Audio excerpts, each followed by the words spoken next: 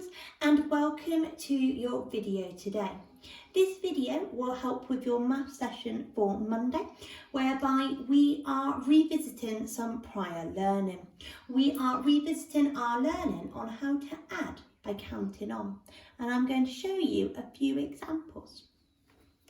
Our first example, we're going to look at the calculation, the number sentence 10 add 3 equals.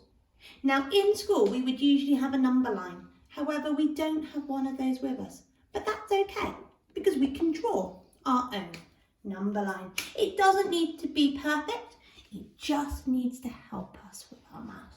Draw a line there, and I'm going to go 0, 1, 2, 3, 4, 5, 6, 7, 8, 9, 10, 11, 12, 13, 14, 15, 16, 17. So my number line starts at 0 and goes this way to the number 17. Now our number sentence, our calculation that we're trying to solve is 10 add 3 equals. So I'm going to put my finger on our starting number, and we always start with the largest number. So my finger is on the number 10. Remember year ones, this is not a jump. This is just our starting point. Having a little look back at our number sentence, our calculation, 10 add 3. So I'm going to be adding 3. I know that this symbol here, this sign is add. Addition. We're going to put these two numbers together to find the total or the sum. Add 3. I know that if I'm adding, my outcome, my number, my total is going to be larger than the number I started with. So when I do my jumps, I will be travelling in this direction. So let's add 3. Remember, starting point 1, 2, 3. The answer is the number I land on. So 10 add 3 equals 13. Let's try another one together. Let's do the numbers. 4 add 6 equals. And again, year ones, I don't have a number line available, so I'm going to draw one. Remember, it doesn't need to be perfect. Just fit for the purpose of what we need it for today. And I'm going to move it into this one. 2, 3, 4, 5, 6, 7, 8, 9, 10, 11, 12, 13. So there is my number line, year one. Starts at 0 and finishes at the number 13.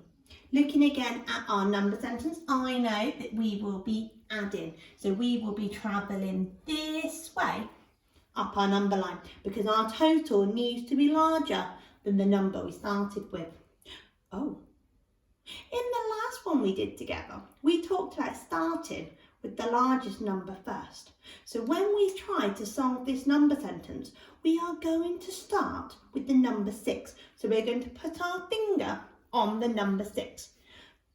We know in year one that it doesn't matter which way round we add these two numbers, as the answer will be the same.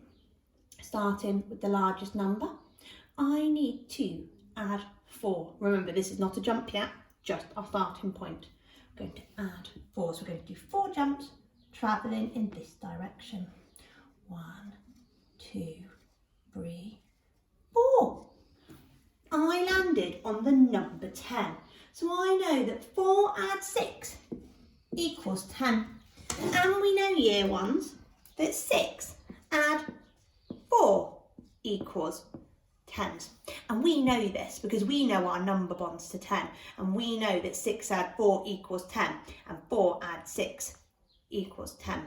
We're going to do one more together, year ones, before you have a try on your own. Our last number sentence is going to be 13 add 5 equals, let's draw our number line. It's not perfect, but that's okay.